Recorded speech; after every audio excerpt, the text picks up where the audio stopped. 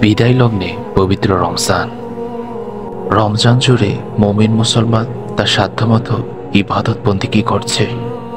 এখন মুমিনের প্রত্যাশা আল্লাহ যেন নিজ অনুগ্রহে তার ইবাদত বন্দেগীকে কবুল করে নিন। সব আমল যেন কিয়ামতের দিন তার পক্ষে সাক্ষী হয়, বিপক্ষে যেন না দাঁড়ায়।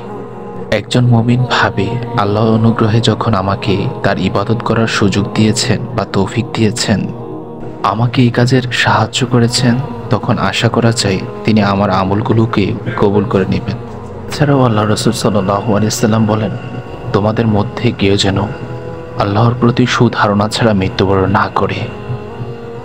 হাদিসে কুরসিতে আল্লাহ তাআলা বলেন, আমি আমার বান্দার ধারণা মোতাবেক আমি তার সাথে আচরণ করি। আমি তার সঙ্গে থাকি যখন সে আমাকে স্মরণ করে। এবং আল্লাহ তাআলা আরও বলেন, যদি সে তার অন্তরে আমাকে স্মরণ করে, আমি আমার অন্তরে তাকে স্মরণ করি।